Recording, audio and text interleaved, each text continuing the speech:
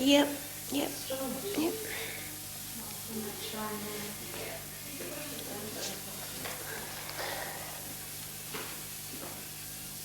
We'll just go in here very quietly. You what? We'll just stay in here? Yeah, that's fine.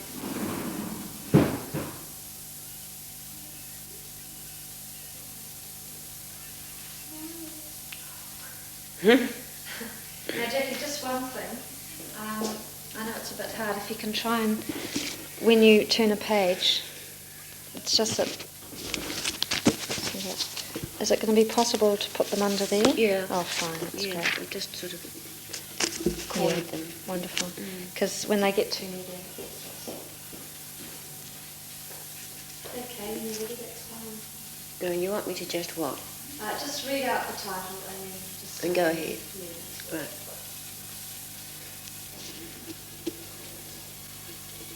1001 Nights. They spent the afternoon on the small front lawn under the gum tree overlooking the harbour. It was more sheltered on the side lawn, but the grass round there was stiff and prickly, and you couldn't see the harbour. So the woman spread the rug at the foot of the gum tree and sat with her back against the trunk and her knitting in her lap.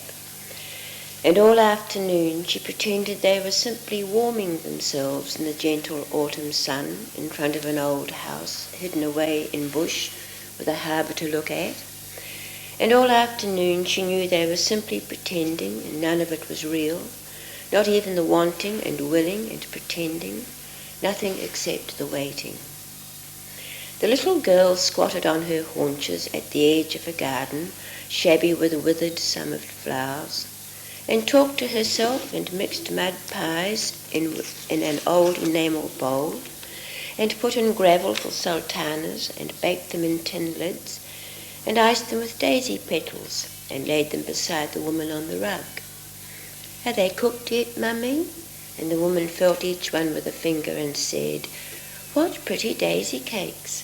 Yes, I think they're cooked, but we won't eat them. They're too pretty to eat."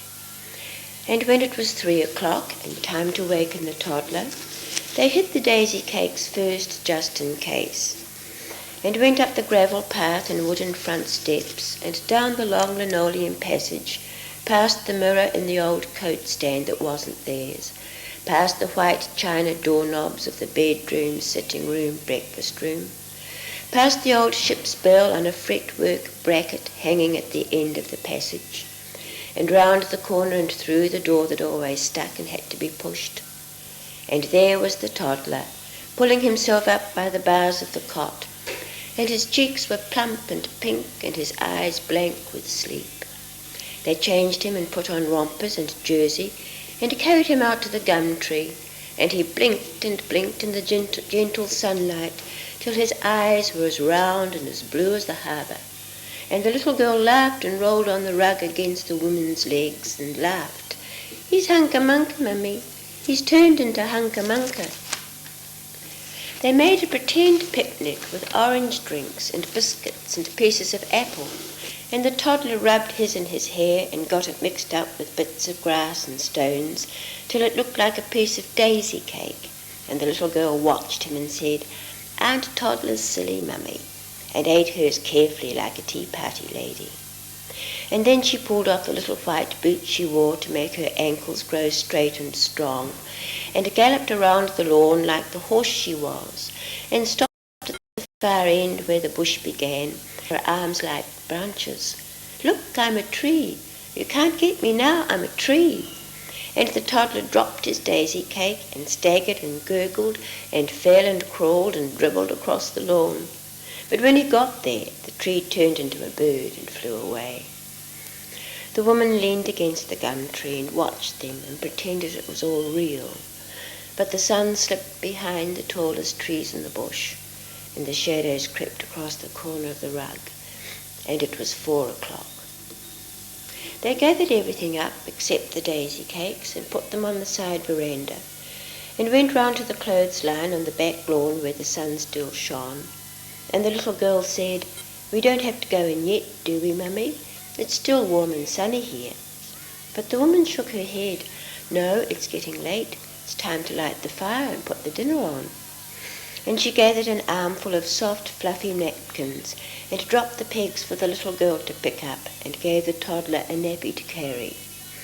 And while they were picking up pegs and folding napkins, and the toddler got his tangled round his legs and fell over and had to be untangled and picked up too, while they were busy dawdling in the last of the sun, the cold crept out of the bush on the other side of the house and hid in the darkened rooms, waiting for them.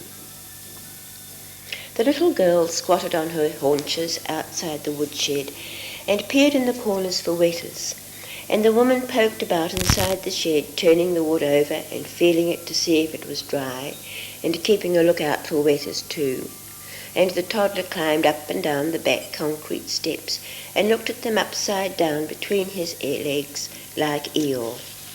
And when they had carried the wood into the sitting room and filled up the wood box and the coal scuttle and found the matches, the woman stuffed newspaper in the grate and jumbled dry sticks on top of it and covered them up with the heavier stuff and lumps of coal, and held a burning match to the paper at each corner and dropped it in the middle. But the wood wasn't dry enough and smoked. So the woman covered the fireplace with another newspaper and pressed the edges hard against the bricks, and the little girl looked stern. "Now you, Mr. Fire, you just burn up that nice wood my mummy's given you, and don't be silly." And the toddler sat very still and watched the newspaper and waited. And when they heard a low roaring behind the paper and something began sucking its middle inwards, the woman pulled it away quickly because she never knew what to do with it when it caught alight. But there was only a small flame after all, struggling against the smoke and the heavy damp wood. By 5 o'clock the children were in the bath, and while the little girl was showing the toddler how to make waves for the boats to float over and the ducks to swim over, and how to spread your flannel out flat on your knees like this to rub the soap on, the woman set about cooking the meal. She cooked enough for 4. And then she carried the children into the sitting room in big fluffy towels and rubbed them down in front of the fire and put on their warmed pyjamas and dressing gowns and slippers. The little girl struggled to do up her own buttons and pushed and pulled at them and pulled her face down to see them properly and asked the woman, "Is Daddy coming home for dinner?" And the woman turned away to look at the clock and shook her head slowly. "No, dinner's ready now, so he can't be." "Can't we wait for him? He might be very late." "Do all daddies come home after dinner?" "Some do and some don't, and if they do, they can't help it." "If my bunny slippers had teeth, they could bite." And she moved her toes to make the ears wiggle, and the toddler gurgled and tried to make his wiggle too. "Don't forget to pull the blind down, Mummy." And the woman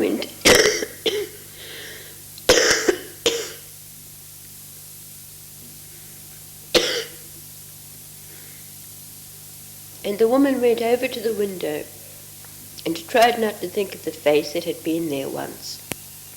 A terrible dead white face with everything dragged down, hair, eyes, nose, mouth, pressing to reach them through the glass, till the toddler covered his eyes with his hands, and the little girl screamed and hid herself in her daddy's coat when he came in soon after.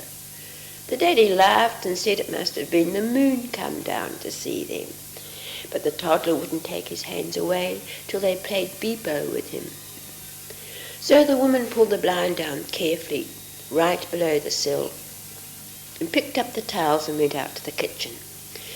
And when she'd served up 4 dinners and put the biggest one on top of a pot of hot water on the stove and covered it with a plate, she took the other 3 into the sitting room, and they had their dinner round the fire. The little girl sitting on a cushion with her red table across her knees and her bunnies wiggling at her on the other side, the toddler safe in his low chair with a feeder, and the woman beside him just in case with her plate in her lap. And when they had had enough and drunk their milk, the woman stoked up the fire and dragged up the biggest chair in the room, and the little girl brought her favourite book, and the 3 of them squeezed into the big chair and made themselves comfortable for the story of Tom Thumb and his wife Hunca Munca. The little girl liked the story so much she knew what was coming over the page and said it out loud with the woman. And the toddler wanted to pat the pictures and dribble on them, and got so excited his cheeks puffed out and his eyes were as round and as dark as hunkamunkas. And when they had finished the last page, they read it again slowly and loudly because they liked it so much. And the toddler didn't know it was finished, and went on puffing and patting, and the little girl gave a great big sigh and stared into the fire. But what was the use of Tom Thumb putting a crooked sixpence into the dolly's stocking and Hunkamunka sweeping the doll's house every morning, Mummy, when they'd smashed everything up? Weren't they silly mice to smash up the doll's house just because some of the things weren't real? And the woman said yes, very silly, but perhaps they didn't know any better, being just mice. She carried the toddler into his cot and tucked them both up as snug as a bug in a rug. And the little girl said, "Night, night, Mummy," and say night, night to Daddy when he comes home. And the woman said, "Yes, I will. Night, night, and sleep tight." And it was nearly 7 o'clock. She washed the dishes and put the things away and turned off the stove under the pot with the dinner on top, and went back to the sitting room and turned the radio on and settled down with her knitting. But that wasn't any good because she couldn't hear anything except the noise it was making, even when it was turned down low. So she found a book and settled down to read. But that wasn't any good either, because when she'd read a page twice carefully, she still didn't know what she'd been reading. So she found a pencil and tried again, underlining bits here and there and writing things in the margin, and this time it worked. She could read and underline and write things and listen at the same time. And the later it grew, the easier she felt, because if he hadn't come by 8 o'clock, it would probably be midnight or the early hours of the morning.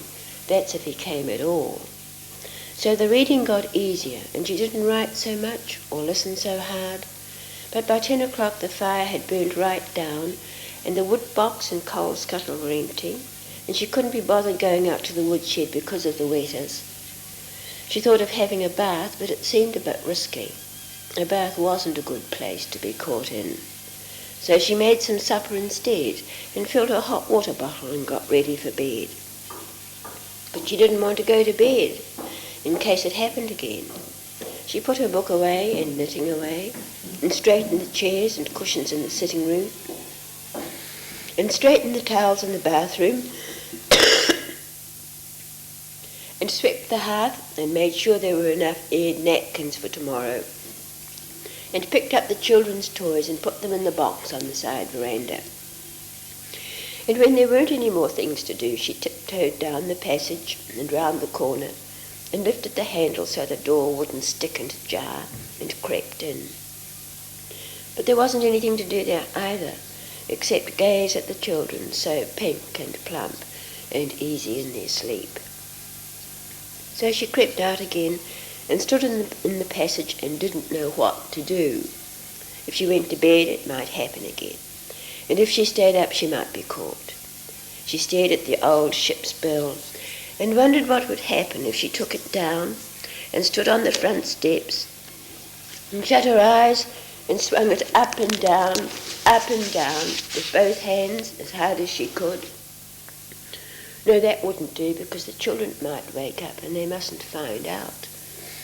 Then suppose she ran through the bush with it and stood in the middle of the road and rang it till she couldn't hear anything, couldn't listen to anything except the ringing, with the people in the brown house with the white facings and the sunken garden, and the people in the one next to it with the tennis court, and the people in the new 2-storied home with the sun deck, and the people who lived at the end of the long wide drive, would they look at one another and say, "Listen, isn't that someone ringing a bell? Why would anyone want to ring a bell in the middle of the night?" And if they left their houses and came out to her cautiously in the middle of the road and asked, "What are you doing? What's the matter?" And she told them, "This is an old ship's bell that hangs at the end of the passage. It doesn't belong to me, but I'm ringing it now because I've been waiting a long, long time, and I'm still waiting, and I can't wait any longer." The woman put her hand up to her mouth. What would they say then? What would they do with her then? She turned away from the bell and walked up the passage, turning off lights as she went, and got into bed and waited and listened. And some time later, she didn't know what time, and it didn't matter because the waiting was over, she felt the footsteps thudding through her sleep, down the steps from the road into the bush, under the macrocarpa trees, past the giant fuchsia peeling its brown paper bark in the dark, between the bamboos and the dip beside the stream, into the tree tunnel that led to the house. She slipped out of bed and crept across the passage into the sitting room and hid behind the door.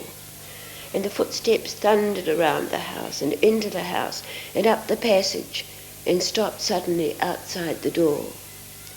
"You don't know I'm here. Go to bed. I'm not here."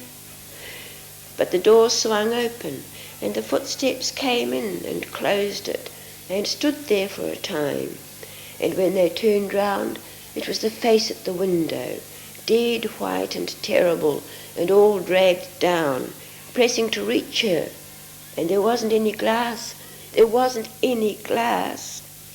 And the woman covered her eyes with her hands and screamed and tried to hide herself in the wall and woke with the screams choking her and the bedclothes pressing her down and her body shaking and clammy with the thudding of her heart.